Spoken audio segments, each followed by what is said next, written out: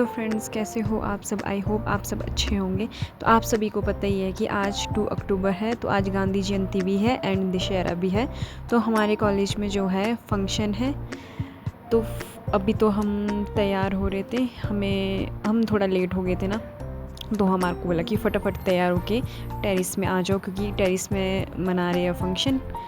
तो बस अभी तो तैयारी हो रही है, फिर दिखाती हूँ मैं आपको जब मैं टेरिस में जाऊँगी कि हमारा फंक्शन कैसा रहता है।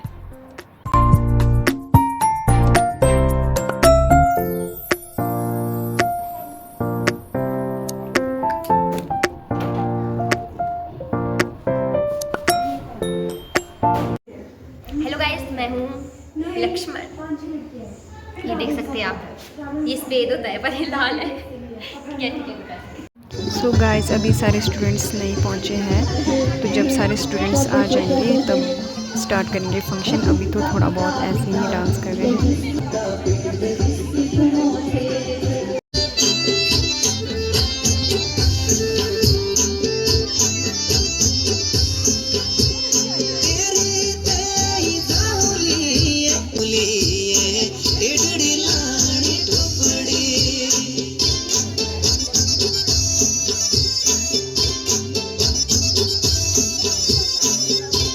इशारे इशारे टाटा बोले मेरी पूरण में।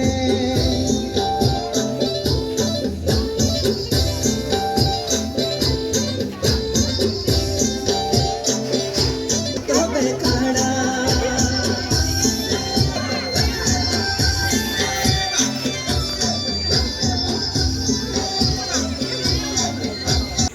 और सबसे पहले जो है हम बीएससी द्वितीय वर्ष की जो छात्रा है कनिका, उसका जो है नृत्य देखेंगे, जो कि इसने जो है तैयार किया है। वाह, क्या अद्भुत प्रस्तुति थी। कनिका के लिए एक बार फिर से जोरदार तालियां। हार है, यही संदेश देता दशहरे का पावन त्योहार है। यही संदेश देता दशहरे का पावन त्योहार है। आइए अब मंच पर आमंत्रित करते हैं जेएनएम पीटीएस की छात्राओं को, जिन्होंने अपना नृत्य पहाड़ी नृत्य नाट्य प्रस्तुत करेंगी।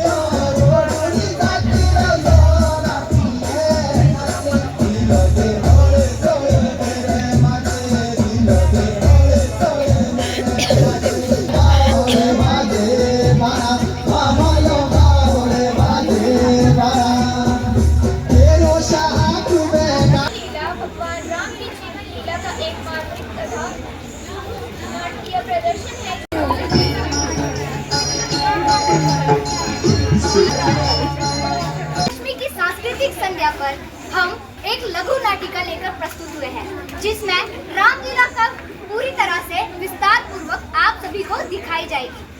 इस लघु नाटिका की शुरुआत अयोध्या में राम के राज तिलक से होती है। श्री दशरथ जी कल अपने ज्येष्ठ पुत्र श्री रामचंद्र जी का राज्याभिषेक करेंगे। कल सूर्योदय होते ही राज युवक श्री रामचंद्र जी को कुल गुरु वशिष्ठ जी सूर्य वंश का राज्य मुकुट पहनाकर उनका राज्य तिलक करेंगे। समस्त प्रजाजनों को महाराज की ओर से पधारने का निमंत्रण है। राजा रामचंद्र की जय। रामचंद्र की जय। रामचंद्र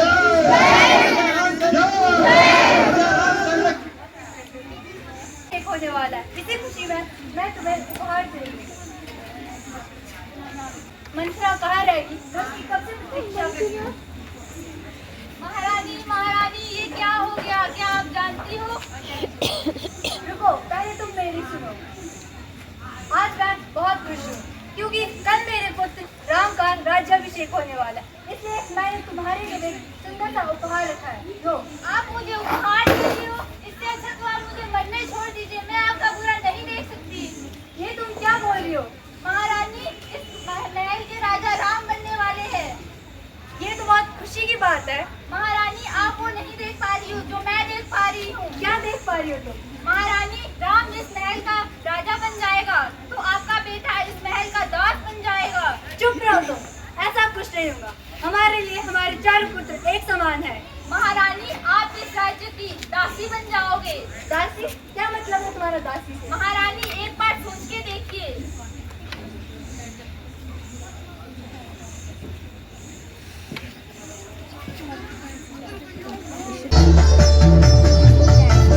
अपनी चाची आपका बेटा इस राज्य का राजा बने? हाँ, चाहती तो मैं भी हूँ। कह तो तुम ठीक ही रही हो।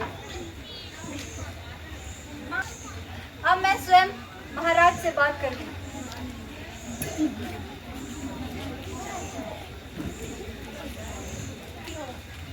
कुछ नहीं, बस ऐसे ही। आज तो हमारे लिए बहुत ही खुशी की बात है क्योंकि हमारा सबसे बड़ा पुत्र राम कल अयोध्या का राजा घोषित होने वाला है। परंतु मेरे लिए नहीं। परंतु क्यों केकई? महाराज, क्या आपको याद है जब मैंने युद्ध में आपकी जान बचाई थी तो आपने मुझे 2 वचन मांगने के लिए कहा था? हाँ, मुझे याद है। परंतु उस वक्त मैंने आपसे यह कहा था कि जब कोई खुशी का अवसर होगा मैं उनको तब मांगूंगी। हाँ, मुझे याद है। तो महाराज, सबसे पहले आप मुझे ये बताइए कि आपको सबसे अधिक प्रिय क्या है? मुझे सबसे प्रिय रानी मेरी तुम हो गई। सोच लीजिए महाराज, मुझसे और अधिक प्रिय क्या है? राम भी मुझे प्रिय है। तो आपको राम की सौगंध खा के मुझे 2 वचन देने होंगे। बोलो केकई। सोच लीजिए महाराज, जो मैं मांगू आपको वो मुझे देना ही होगा। हाँ, बोलो। तो मेरा पहला वचन है कि आप राम की जगह भरत को इस देश का राजा बना दीजिए। ठीक है, परंतु तुम ऐसा क्यों कह रही हो? मेरा दूसरा वचन भी सुन लीजिए। मेरा दूसरा वचन ये है कि आप राम को 14 वर्ष के लिए वनवास भेज देंगे।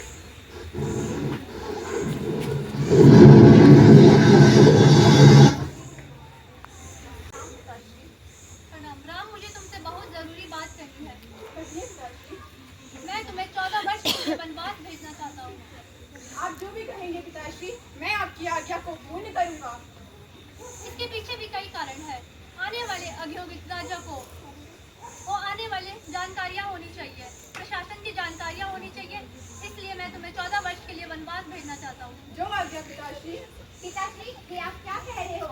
आपको पता है ना कल भैया का राज तिलक है।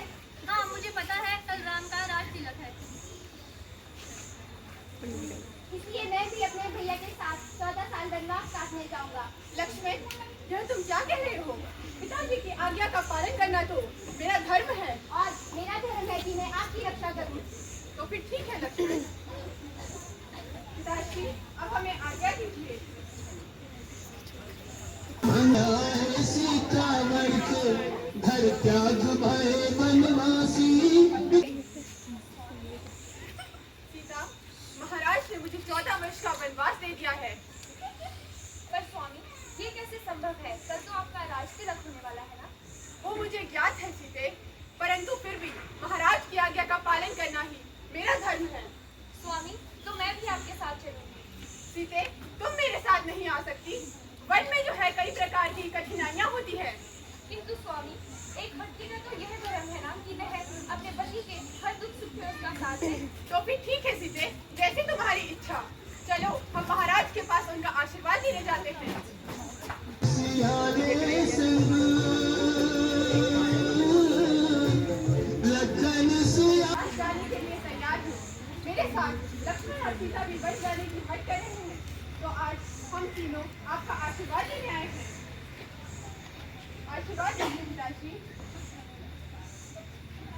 कौशल्या दशरथ के आशीर्वाद के बाद राम, सीता और लक्ष्मण वनवास की ओर प्रस्थान करते हैं। ये तो असंभव है। ये तो पहले ही शादीशुदा है। मूर्ख, तुम नहीं जानते मेरे भाई कौन है? लंकापति रावण।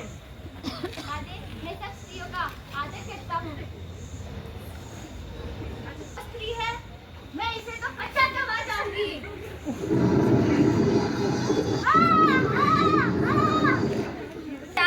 लंका नरेश रावण के दरबार का दृश्य। भैया भैया भैया, क्या हुआ बहना? मैं वन गई थी। मैंने वहाँ एक स्त्री को देखा जो आपकी पत्नी योग्य थी, परंतु जब मैंने उसे लाना चाहा तो उसके साथ एक पुरुष था जिसने मेरी नाक काट दी। क्या?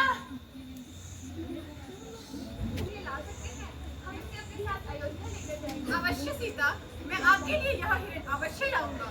लक्ष्मण, मैं हिरण को लेने के लिए वन में जा रहा हूँ। तुम मेरे पीछे से सीता का ख्याल रखना। जब से यहाँ पे शूर्पणखा आई है, भयानक राक्षसों का आना जाना यहाँ पर लगा ही रहता है। अवश्य भैया, आप निश्चित होकर जाएं। मैं सीता मैया का ख्याल रखूंगा। परंतु माते, आपको एक बात का ख्याल रखना है।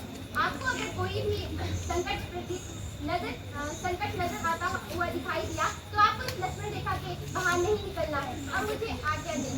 शीघ्र ही जाओ लक्ष्मण। भिक्षाम देहि। ये लीजिए मुंबर। मूर्ख स्त्री, तुम्हें ज्ञात नहीं है? ये लक्ष्मण, ये रेखा के अंदर का खाना मैं नहीं खाता। मैं तो वचन से बच हूँ। मैं इस रेखा को पार नहीं कर सकती। तो तुम एक ऋषि को अपनी कुटिया से खाली हाथ जाने दोगी? ये लीजिए।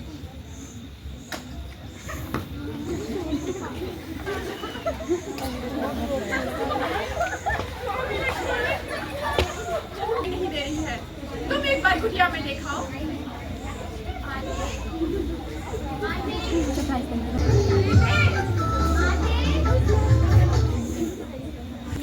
यह तो सीता का कंगन प्रतीत होता है। दादाजी, पर मैंने तो कभी उन्हें चरणों से ऊपर देखा ही नहीं। लक्ष्मण, मुझे तो सीता की बहुत ज्यादा चिंता हो रही है। चलो थोड़ा आगे देखते हैं। चलिए। मुझे ज्ञात था कि तुम अवश्य आओगे। मैं तुम्हारी ही प्रतीक्षा कर रहा था। अरे पक्षीराज, तुम्हारी ये हालत किसने की? मेरी यह हालत एक राक्षस ने की जो सीता माँ को आकाश मार्ग द्वारा दक्षिण दिशा की ओर हरण करके ले गया। मैं उसे बचाने की कोशिश कर रहा था, जिसके कारण मेरा एक हाथ कट गया। पक्षीराज, मैं तुम्हारा ये एहसान कभी नहीं भूलूंगा। मुनिवर, क्या आप मुझे यहाँ से आगे का मार्ग बता सकते हैं? ये दो धनुषधारी कौन है? मैं दशरथ का ज्येष्ठ पुत्र हूँ, राम।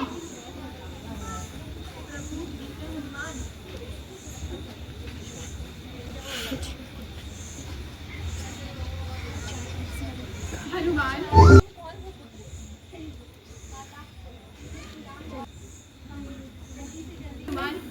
युद्ध की तैयारी करो।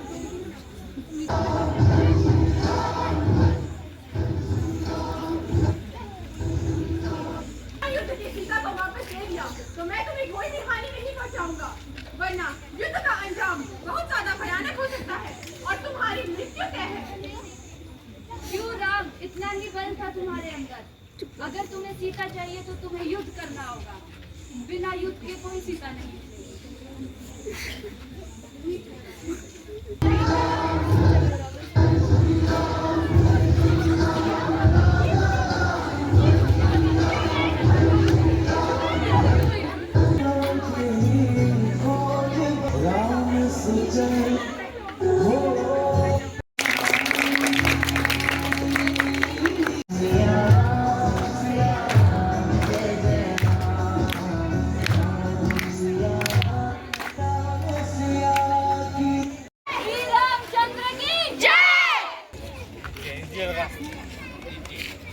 नीचे बिल्कुल साथ। जय बनवारी आप बोलोगे ना? नहीं बोलेंगे। जय